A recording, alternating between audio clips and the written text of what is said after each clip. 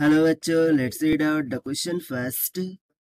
Hello बच्चों, let's read out the question first. When a current I is set up in a wire of radius r, the drift velocity is vt. If the same current is set up through a wire of radius twice of r, the drift velocity will be.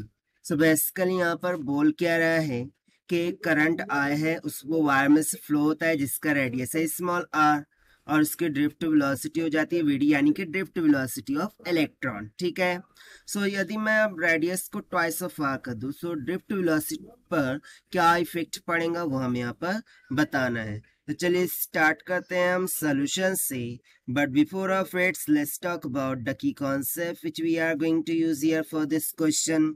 So we know the relation in between current I is nothing but is equals to VD times of A into E into N के equal होता है, जहां पर N concentration, E electron charge, A cross sectional area, VD drift velocity और I क्या हो जाएगा, current flowing through that conductor हो जाएगा। सो बस इसी सिंपल से कॉन्सेप्ट का हम यहाँ पर यूज करने वाले हैं। सो इनिशियली मैं यदि बात करूं कि जब रेडियस आर था, ठीक है, सो उस टाइम पर, ठीक है, उसका एरिया कितना हो जाएगा, सिंपली पाई आर के स्क्वायर के बराबर। ठीक है, ये एरिया हो जाएगा, इसको हम मान लेते हैं A1 की इक्वल। एंड सिमिलरली जब ट्वाइस ऑफ आर रेडियस हो जाएगा, सो उस टाइम पर एरिया कितना हो जाएगा, पाई इंटू 2r का होल स्क्वायर। सो ये हो जाएगा एरिया A2 के बराबर।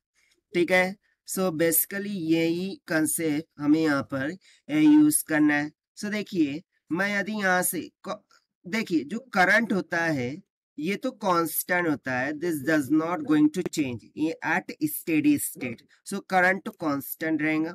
सो यहाँ पर सिंपली मुझे एक रिलेशन मिल जाएगा कि drift velocity is inversely proportional to the cross sectional area, क्योंकि चार्ज और कॉन्सेंट्रेशन भी कांस्टेंट रहेंगे। सो यहाँ से हम एरिया को क्या लिख सकते हैं, पाई आर का square. So V D will be proportional to 1 by pi R का स्क्वायर। पाई भी कांस्टेंट है, उसको भी एलिमिनेट कर देते हैं। सो यहाँ से मुझे ड्रिफ्ट वेलोसिटी किसके प्रोपोर्शनल मिल जाएंगी, 1 बाय आर के स्क्वायर के।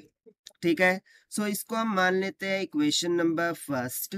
और जब रेडियस ट्वाइस ऑफ आर हो रहा है, ठीक है, when the radius changes to twice of R, that is let's say r dash, so उस टाइम पर ड्रिफ्ट वेलोसिटी हम मान लेते हैं vd डैश के इक्वल। सो ये किसके प्रोपोर्शनल हो जाएंगी, 1 बाय ट्वाइस ऑफ r के होल के स्क्वायर के बराबर। इसको मान लेते हैं इक्वेशन नंबर 2। ना यदि हम इक्वेशन 1 एंड इक्वेशन 2 को डिवाइड कर दे, सो हमें क्या मिल जाएगा, देखिए, जो vd dash divided by vd है, this will be comes out equals to कितना हो जाएगा, vd डैश 1 बाय 2r, यानी कि ये ऊपर चला जाएगा, सॉरी v डैश ऊपर है, सो यहाँ पर ये r का स्क्वायर ऊपर होगा, r का स्क्वायर। सो यहाँ पर क्या होगा, r का स्क्वायर डिवाइडेड बाय 2 का स्क्वायर हो जाएगा 4, और ये हो जाएगा r का स्क्वायर, राइट। सो यहाँ से r स्क्वायर कैंसिल हो गया। vd dash will be comes out equals to vd divided by 4, और ये हो जाएगा हमारा final required answer for this question, जो कि हमने सॉल्व किया है by using the conceptual formula of current with relation to the drift velocity से।